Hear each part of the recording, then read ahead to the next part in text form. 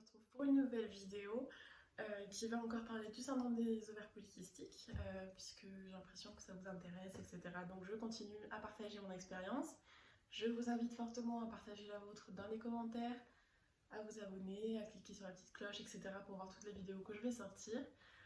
Vous connaissez la chanson, je vous invite à prendre de quoi boire et puis comme ça on va pouvoir discuter un petit peu, enfin discuter, je vais parler toute seule en soi mais je vous invite à réagir dans les commentaires comme je vous le disais. Donc c'est parti. Donc voilà, je vais vous parler un petit peu de comment je fais moi pour dealer avec, puisque je suis toujours atteinte de ce syndrome-là. Mais j'ai réussi et je suis tellement contente à le calmer très fortement. Donc premièrement, ma pilule m'aide vraiment. Depuis que j'ai cette pilule-là, mon stress, je vous dirai pas laquelle parce que c'est vraiment propre à chacun, mais mon stress... je suis quelqu'un de très angoissé et depuis que j'ai cette pilule-là, le stress, je le ressens vraiment beaucoup moins physiquement qu'avant. Vous voyez, c'est plus mental. Je suis toujours aussi stressée parce que bon, c'est ma nature, etc. Mais j'ai plus de crise d'angoisse, ni rien, et d'autant plus avec tout ce que j'ai mis en place, donc ce dont je vais vous parler aujourd'hui. Donc, premièrement, moi je vais vous parler pas mal de perte de poids, etc. Parce que dans le syndrome des ovaires polykystiques, mon problème à moi, personnellement, et ça c'est encore vraiment propre à chaque femme, ça va être le stress, l'anxiété et le poids. Le poids avec lequel j'ai toujours eu du mal, mais ces dernières années c'était encore pire. Ce qui a expliqué pourquoi j'avais lu SOPK plus ou moins. Donc en fait, premièrement, pas la peine, si vous êtes comme moi, vous êtes en surpoids et que vous butez au sport toute la semaine depuis des mois et que votre poids descend à peine, que vous galérez, etc. Ne vous faites pas chier, arrêtez, vraiment. Le fait de faire du sport intensif très souvent, de façon vraiment intensive, ça va vous faire monter le stress dans le corps, ça va activer toutes vos petites hormones et en fait votre corps va juste dire je perds pas de poids, je reste là où je suis, je bouge pas. Donc en fait c'est très simplifié. Mais je suis pas une professionnelle, mais d'après mes recherches et ce que j'ai pu observer, vraiment c'est pas la peine, je l'ai fait. Je me suis levée tous les jours à 5 heures pour aller me buter au sport à jeun. J'ai perdu que dalle, jusqu'à que je commence à faire des trainings vraiment beaucoup plus calmes, plus lentement, du renforcement musculaire certainement, comme de la musculation, mais de façon calme, pas la peine de vous exciter, et de la marche. Moi, la marche, personnellement, c'est ce qui m'a fait perdre le plus en centimètres de cuisses, de ventre, de bras. C'est ce qui m'aide vraiment le plus. Donc, je suis encore dans le parcours, hein. Je suis toujours en surpoids, etc. Mais c'est vraiment le changement pour moi a été flagrant. J'ai mis en place ça, donc ne plus s'exciter forcément au sport. Vraiment, moi, je veux faire un rééquilibrage alimentaire, dont je vous parlerai dans la prochaine vidéo. Suivi par un diététicien qui m'a dit vraiment le sport c'est quand vous avez envie, ce qui vous fait plaisir. Donc si un jour évidemment j'ai envie de me faire un truc super intensif, courir, faire du HIIT, des choses comme ça, je peux. C'est pas le meilleur des trucs parce que pour le SOPK c'est pas forcément utile, mais bon je peux. Donc en plus d'arrêter de me buter au sport, j'ai arrêté le gluten et le lactose, puisqu'en fait ces deux choses-là provoquent une inflammation dans le corps, et c'est ce qu'on a déjà avec le syndrome SOPK. Et donc le fait d'arrêter ça va réduire très considérablement l'inflammation.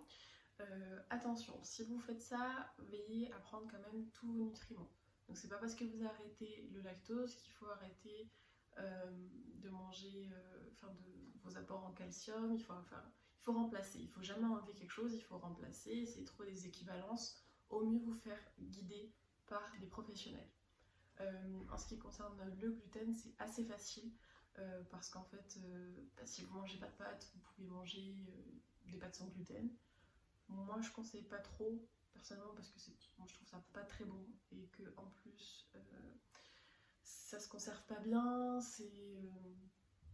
Il y a pas mal de sucre, etc. Enfin, c'est un peu chimique, je suis pas fan. Mais ce que je veux dire, c'est que si vous arrêtez le gluten, n'arrêtez pas de manger des féculents. Surtout pas. Gardez vos glucides, vraiment. Donc vous pouvez remplacer par des pommes de terre, des patates douces, des riz. Des riz, il y en a des 3 à 4 sortes, du maïs. Enfin, vous pouvez remplacer très facilement. En faisant ça, qu'est-ce que j'ai observé? Déjà une digestion beaucoup plus facile et surtout, mais alors j'en ai déjà parlé dans une précédente vidéo que je vous laisse aller voir. Donc là, je l'avais fait, mais moins sérieusement. Vous voyez, la première fois, donc dans la précédente vidéo où j'ai mis moins de 2 kilos en 2 semaines, c'était vrai. Mais j'ai mangé des pâtes sans gluten, je mangeais des gâteaux sans gluten, sans lactose, etc. Mais c'est blindé de sucre et de conneries à l'intérieur. Donc, avec l'expérience, je déconseille. N'essayez pas de remplacer vos gâteaux par des gâteaux sans gluten, etc. Non. Si vous voulez vous faire un gâteau, achetez une boîte. Mais je veux dire, si vous avez l'habitude d'en consommer régulièrement, essayez de justement moins en consommer, mais de ne pas les remplacer par ces choses-là, parce que soit c'est blindé de sucre, soit c'est blindé de gras. Dans tous les cas, vous y gagnez pas vraiment. La différence avec mon ancienne vidéo, c'est que là, j'ai repris en faisant un rééquilibrage alimentaire un peu plus complexe avec mon diététicien, qui a complètement compris ma démarche. Et en fait, ce qui s'est passé, c'est que j'ai pris une alimentation saine et équilibrée, donc 3 repas par jour, ce que je ne faisais pas avant parce que je voulais absolument maigrir. Oui, jeûne intermittent, etc. Je suis passée par là, c'est pas la peine. Dans mon cas, en tout cas, c'était pas la peine, ça ne me convenait pas, ça fonctionnait pas parce qu'en fait, je passais du jeûne intermittent à me baffrer de conneries. Donc non, ça marche pas. Donc moi, ce que j'ai observé là ces derniers temps, du moins au début de mon parcours rééquilibrage alimentaire, c'est que j'ai perdu du poids. Puis ensuite, j'ai décidé d'enlever le gluten et le lactose. Je me suis dit, tant qu'à faire de me remettre en forme, etc., autant faire les choses bien. Et j'ai observé, donc déjà moins de 2 kilos sur la balance directement. Donc je pense que ça doit être mon corps qui fait ça, parce qu'à chaque fois, c'est moins de 2 kilos en genre moins de 2 semaines. Une grosse semaine, moins de 2 kilos. Mais surtout, alors je suis déçue parce que j'ai pas pris mes mensurations. J'essaierai de vous trouver des photos avant-après que je vous inclurai quelque part par là. Mon ventre, j'ai perdu tout mon ventre. C'est-à-dire que mon ventre, avec le gluten et le lactose, était gonflé de l'estomac au bas du ventre, littéralement comme une femme enceinte. Et maintenant, je suis toujours en surpoids, j'ai toujours du ventre, mais il a réduit. Est-ce que j'ose dire de moitié? Oui, il a réduit de même plus que de moitié. Et j'ai toujours mon petit gras du bide, mais en bas du ventre. Voilà, et donc là, je vais pouvoir partir sur de bassine pour me rendre compte comment je perds du poids. Mais vraiment, le changement a été fulgurant. En 2 semaines, j'ai perdu tout mon ventre, mes bras ont dégonflé, mes cuisses ont dégonflé, tout mon visage a dégonflé. Là, je sais pas si ça se verra par rapport à mes anciennes vidéos, mais vraiment quand je me vois démaquillée, etc., c'est là où je vois où mon visage a vraiment dégonflé, mon menton, mes bras, mes jambes, mon ventre, mais surtout mon ventre. Ça a été le plus impressionnant. Pourquoi j'ai arrêté le gluten et le lactose? Tout simplement, je me suis basée à partir d'études américaines, puisqu'en France, on n'est pas super bien renseigné. Et j'ai l'impression, vous me direz en commentaire, si vous faites partie de ces professionnels de santé qui sont formés à ce type de méthode, je suis désolée pour vous. Ne le prenez pas pour vous personnellement. Mais c'est vrai que moi, je n'ai trouvé personne dans ma ville et même dans les villes aux alentours qui était formé. J'ai appelé tous les diététiciens, j'ai changé de médecin traitant, etc. J'ai trouvé personne. Donc qu'est-ce que j'ai fait? J'ai pris Google, j'ai tapé, j'ai la chance de pouvoir comprendre l'anglais. J'ai pas un niveau de ouf, mais ça m'a quand même permis de faire pas mal de découvertes et de tester sur moi-même tout simplement. Donc j'ai testé, ça a fonctionné, ça continue de fonctionner. Et aussi d'arrêter le gluten et le lactose, je pense que ça va parler à pas mal de femmes et d'hommes, peut-être que ça marche sur les hommes, j'en sais rien, pour être honnête, j'en ai aucune idée. Mais c'est surtout la réduction des compulsions alimentaires.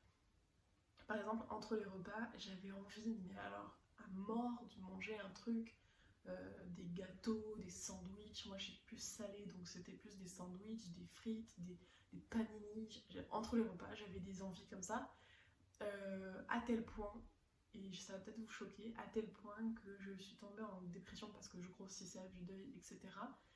Qu'on m'a envoyée chez un psychiatre et que la psychiatre m'a diagnostiqué une hyperphagie et une boulimie sévère, ce qui est un trouble du comportement alimentaire. une maladie mentale et qui est vraiment très très grave. Donc à partir de là où on m'a diagnostiqué, moi je me suis considérée comme malade, ça a été très difficile, on m'a mis sous Prozac, que je n'ai pas supporté d'ailleurs, que voilà, ça s'est pas bien passé du tout, j'ai failli finir à l'hôpital, etc. Enfin c'était pas possible. Et j'ai contacté un diététicien qui est dans une unité spéciale par rapport aux troubles du comportement alimentaire, qui me suit toujours d'ailleurs. Et lui, après avoir fait des études sur mon cas, j'ai rempli des feuilles pendant 2 semaines, etc. Il m'a dit, mais mademoiselle, vous n'avez pas de trouble du comportement alimentaire. En fait, vous avez une réaction physiologique, donc en fait, c'est juste le corps qui réagit à des mauvaises habitudes et au fait du syndrome des ovaires polykystiques qui aggrave tout en fait. Donc ce qui se passait, c'est que je ne mangeais pas assez et que du coup mon corps se mettait en mode famine et je grossissais à vue d'œil. Donc en 4 ans, j'ai pris 30 kilos. C'est énorme. C'est énorme. Donc moi, quand il m'a dit ça, et sachant que c'est un professionnel qui gère des boulémiques, des filles qui font des hyperphagies, des anorexies sévères, etc., je me suis dit, ouf, en fait, je suis pas malade, je suis pas folle, c'est juste mon corps qui réagit et qui me dit, Léa, t'as pas assez mangé. Donc, mange. Et qui t'oblige à manger par ces compulsions alimentaires que tu peux pas contrôler. Bon, qui m'obligeait à manger, mais pas des trucs. J'avais pas envie d'une salade, quoi. Enfin, c'était pas ouf. Donc, avec ce professionnel, j'ai réussi à réguler tout ça. Et je suis dans le parcours encore. Mais ça, comme je vous ai dit, je vous ferai une vidéo complète. D'ailleurs, si ça vous intéresse, surtout dites-le moi en commentaire. C'est ça qui me permet de savoir quelle vidéo je vais faire, etc. Donc, likez la vidéo, mettez des commentaires comme quoi vous voulez mon expérience sur le rééquilibrage alimentaire en ayant un SOPK. Voilà. Donc tout ça pour résumer, perte de de poids, j'ai perdu des centimètres, voilà, je vais y arriver. J'ai perdu des centimètres, j'ai perdu toutes ces compulsions horribles qu'on n'arrive pas à contrôler. D'ailleurs, c'est pour ça que ça s'appelle des compulsions, merci Léa. Voilà, j'ai mon stress qui a été réduit, j'ai plus de crise d'angoisse, etc. Donc vraiment, je recommande cette méthode-là, mais comme je vous disais au début de la vidéo, toujours vraiment très important, demandez son avis à votre médecin traitant. Moi j'ai demandé, il m'a dit pourquoi pas, attention à bien garder tous les types d'aliments. Voilà, j'espère que j'ai été assez précise. De toute façon, c'est pour partager mon expérience, donc c'est vrai que je suis pas forcément. J'ai pas une ligne conductrice, vraiment je suis là pour discuter avec vous, j'ai même de quoi boire. J'espère que ça vous aura plu, encore une fois aidé. Voilà, moi je veux vraiment partager mon expérience parce que pour moi elle était vraiment révélatrice et que j'espère qu'il y aura d'autres personnes qui pourront se libérer de ce poids-là, littéralement. Voilà, donc que ce soit un poids physique, une charge mentale, etc. Donc j'espère que ça vous aura plu. N'hésitez pas à vous abonner, à activer la petite cloche et à mettre en commentaire si vous l'avez fait, si ça vous avait aidé, si vous avez fait d'autres choses. Tout est pour apprendre. Encore une fois, attention, ne suivez pas tout ce qu'on dit sur internet, c'est un peu ironique de dire ça, mais c'est vrai. Consultez quand même du personnel de santé. Mais voilà, je vous fais des gros bisous et à très bientôt. Bye.